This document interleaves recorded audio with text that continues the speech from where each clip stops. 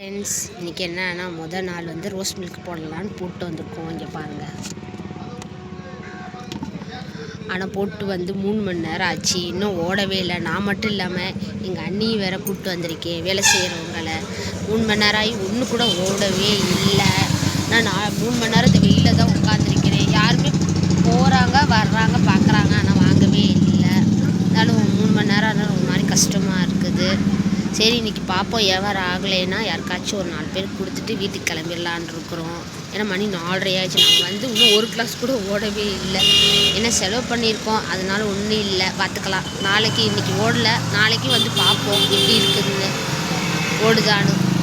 ஓடுனா ரெகுலராக இதை நான் போடுவேன். அப்படி இல்லைன்னா பார்க்கலாம்.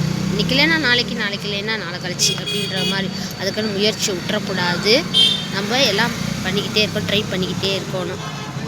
அது மட்டும் இல்லை, எங்கள் அண்ணியும் வேறு கூட வந்திருக்காங்க. பிடிச்சிருந்தா லைக் போடுங்க.